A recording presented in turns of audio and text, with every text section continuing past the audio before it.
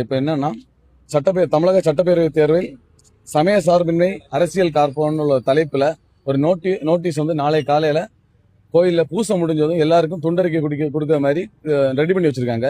இன்னைக்கு எல்லா கோயிலையும் இந்த நோட்டீஸ் வந்துருச்சு. நாளை காலையில பூசை முடிஞ்சது கொடுக்க வச்சிருக்காங்க. இந்த நோட்டீஸ்ல குறிப்பா என்ன சொல்லியிருக்காங்கன்னா, ஒரு குறிப்பிட்ட கட்சிக்கு மட்டும், அதாவது திமுக காங்கிரஸ் கூட்டணிக்கு மட்டும் நீங்க வாக்களிக்கணும், மற்ற கட்சிகள் எல்லாம் மதவாத கட்சிகள் அப்படி வாக்களிக்க கூடாதுன்னு சொல்லிட்டு எலெக்ஷன் கமிஷனுக்கு விதிமுறைகளை மீறி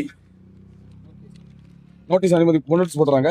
இதை பப்ளிஷ் பண்றது யாருன்னா தமிழக ஆயர் பேரவை தமிழ்நாடு மற்றும் கிறிஸ்தவர் வாழ்முறை இயக்கம் தமிழ்நாடு இப்படின்ற ஒண்ணு கிறிஸ்டியன் வசனமும் போட்டு மக்களுக்கு எதிராக ஒரு விரோத போக்கு இவங்க பண்றாங்க. இதை நாங்க இது ஒரு மனுவாட்டு எழுதி ஆயரை பார்த்து இந்த தடுக்கணும்னு சொல்லிட்டு ரிக்வெஸ்ட் பண்ணி கொடுக்கறதுக்கு 3:30 மணிக்கு நாங்க இங்க வந்தோம்.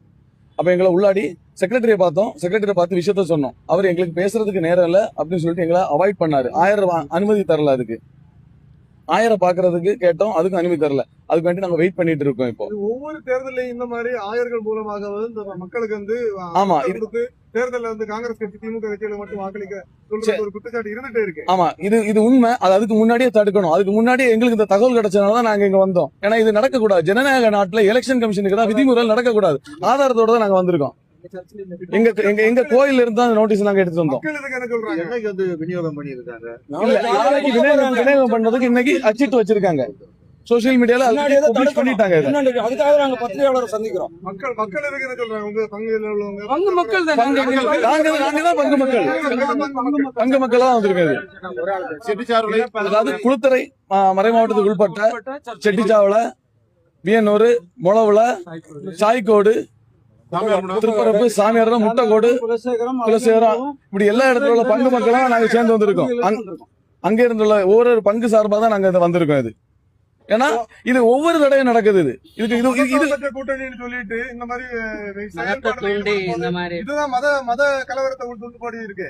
இது ஆமா இதுதான் பண்ணிட்டு இருக்காங்க. அதுதான் நம்ம இதை தடுக்கணும். இந்த இடத்துல அதுக்குதான் நாங்க ஆயரை பார்த்து மனு கொடுக்க வந்திருக்கோம். இந்த இடத்துல ஆயரோட நிலைப்பாடு என்ன இருக்கு? ஆயரோட இன்னும் சந்திக்கல. அவரை எங்களுக்கு சந்திச்சேன்னா அதுக்கு என்ன பதிலுன்னு அவர் சொல்லுவாரு. நம்ம ஆயருக்கு புதிய ஆயருக்கு பேர்